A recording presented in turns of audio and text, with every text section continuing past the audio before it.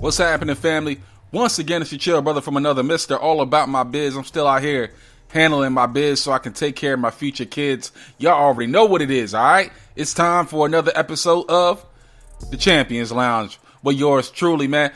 This particular episode, we're going to continue the conversation from last week, and it's quite simply this. I'm thankful. Champions just find a way to just be thankful for everything and all things.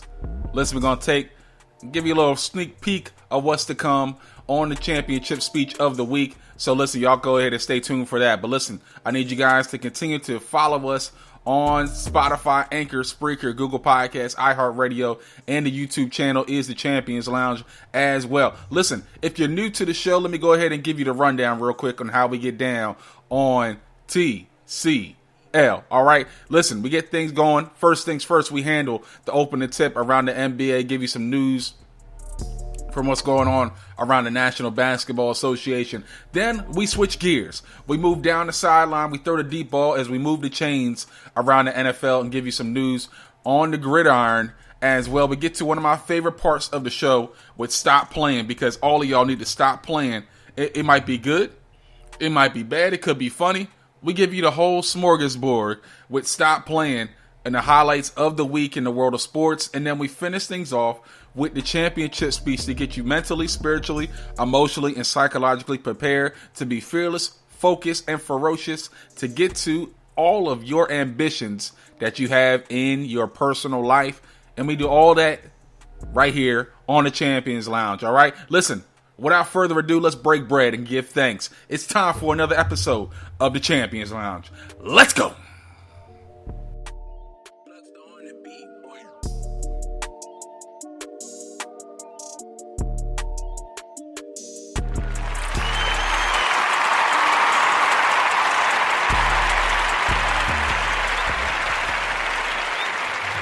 What's really good, family? It's your chill brother from another mister, all about my biz. I'm still out here handling my biz so I can take care of my future kids, y'all. It's the Champions Lounge, man. Listen, all we're doing, we're going to give you that barbershop talk, but we're going to make sure you leave with a champions walk. Y'all already know the deal, but let me go ahead and give it to you one more time, all right?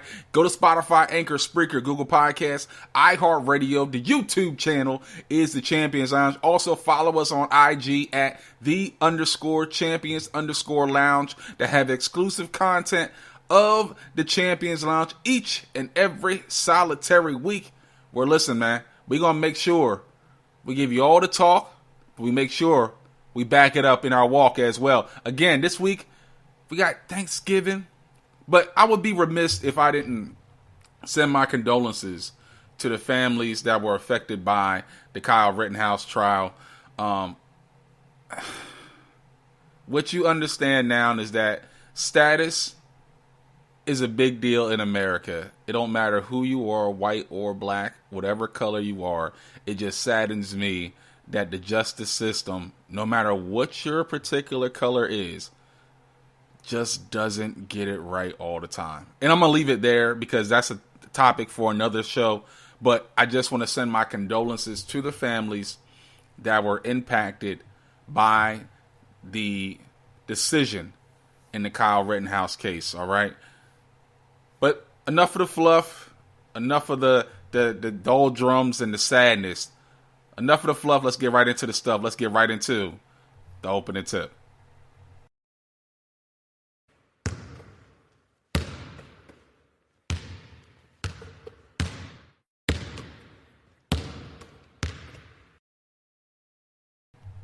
So we get things going with the opening tip, and we got to go to the Valley of the Sun. Because the suns are sizzling, like breakfast on the griddle, first thing in the morning at grandma's house. You got the eggs cooking, you got the grits, you got the bacon, you got the scrapple, you got the sausage, you got the buttermilk pancakes as well. That's how hot the Phoenix Suns are right now, man. They've been giving everybody work in the NBA. After starting 1-3, they've pulled off 12 in a row. That's tops in the NBA. That already exceeds the longest win streak of last season by the Utah Jazz. And these Phoenix Suns, in spite of the adversity that's going on in their front office, this team is championship level in mentality, especially when you got a floor general, aka the point guard, in CP3 running the show alongside the budding superstar that is Devin Booker. And then DeAndre Ayton still doing his job in spite of not getting paid. But listen, he keep playing and keep balling the way he's been balling. DeAndre Ayton is sure to get his max extension the way he desires. But listen, the big thing I take out of what Phoenix has done so far is they make sure they handle business in the clutch. During their 12-game winning streak, half of their games, Phoenix has made sure that they make the shots that matter most. Devin Booker, 9 of 12, 5 or 6 from mid-range during clutch situations. CP3, 9-to-1 turnover ratio. What? That's crazy. How do you even get that? I'm just trying to understand, man. When you got a guy like CP3, you got Devin Booker in your fold, you got Monty Williams manning the ship. Phoenix, to me, they're not getting a whole lot of love. You got the Golden States of the world, you got Chicago, you got Brooklyn out east. You still hear about Denver in spite of the fact that no MPJ right now, no Jamal Murray in the lineup at all for the Denver Nuggets right now. But listen, Phoenix still hot. I mean, red hot right now. They're fourth in the NBA points per game at 111.6. Got fourth in point differential in 7.3 points per game. Third in dimes a contest at 27 a game. Fifth in steals at 9 per game. And fifth in rebounds at 46.8. Phoenix getting it done on all sides of the ball, offensively and defensively. They shutting folks down. They're grabbing rebounds, and they're making sure that if it's close, they got guys that know how to close the game. And Chris Paul and Devin Booker. But my question is this. Are the Phoenix Suns the most quietest, if I could even really put it like that, the quietest, unpopular 12-game winning streak team in NBA history? And why are they not in contendership right now? Why are they not getting talked as a possible championship level team?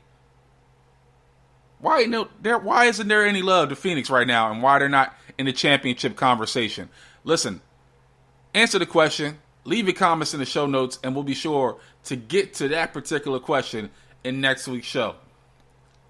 Let's switch some gears, though, as we move from the Valley of the Sun to Motown, as we had the Detroit Pistons taking on the Los Angeles Lakers, and this is not 1989-90. This ain't Magic versus Isaiah, but Isaiah was involved in this particular game, as Isaiah Stewart and LeBron James got in a bit of an altercation in the third quarter, as LeBron wanted to pull out some MMA moves in the post as the free throw went up.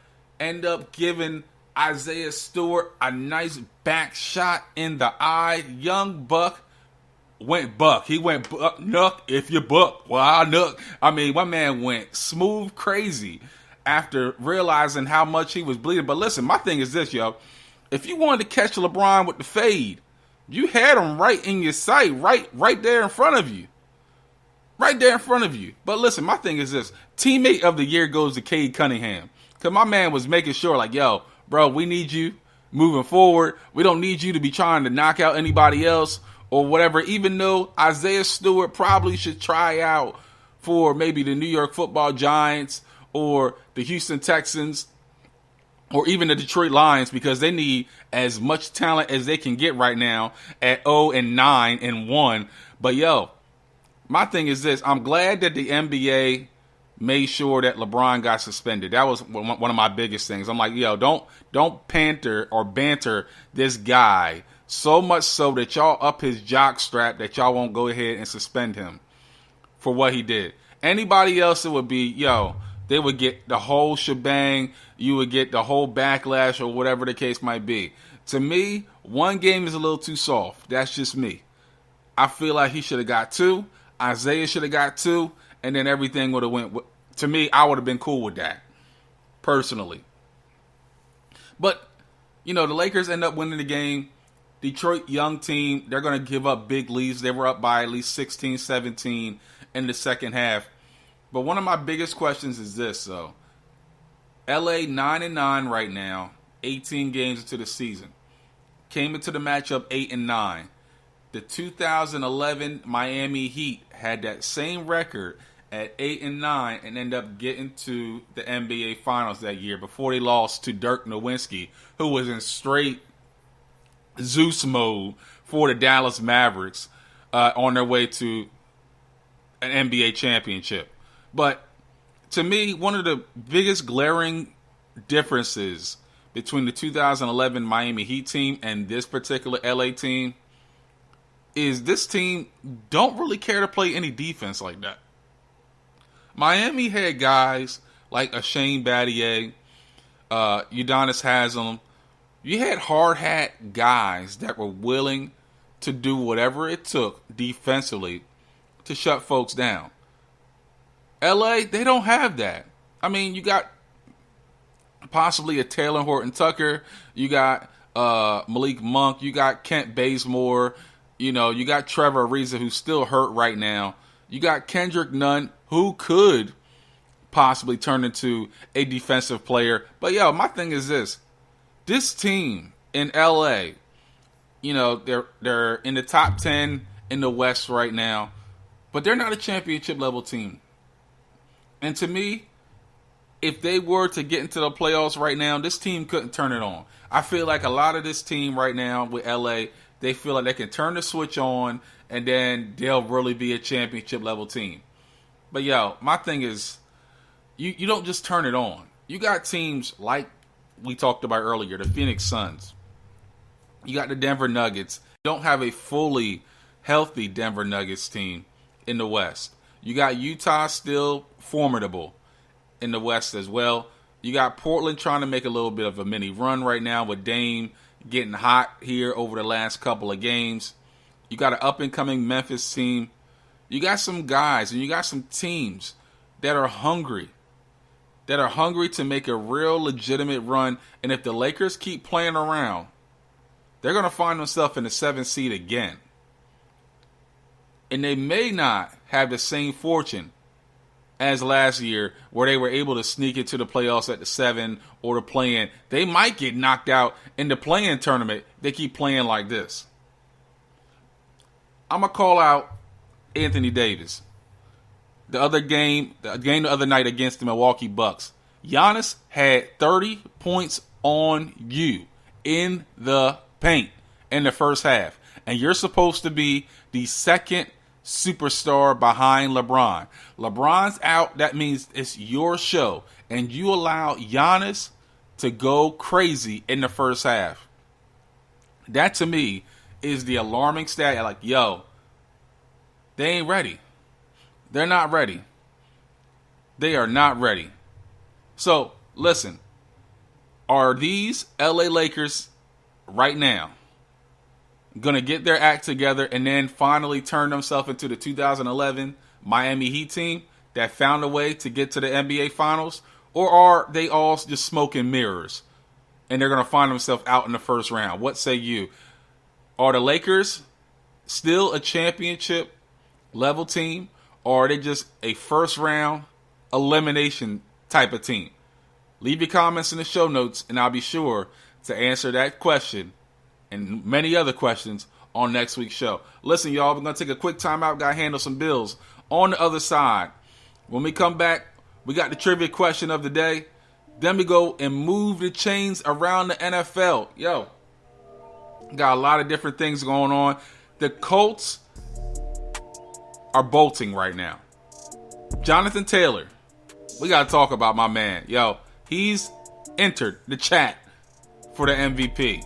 Y'all come on back. We got more on the other side. This is the Champions Lounge.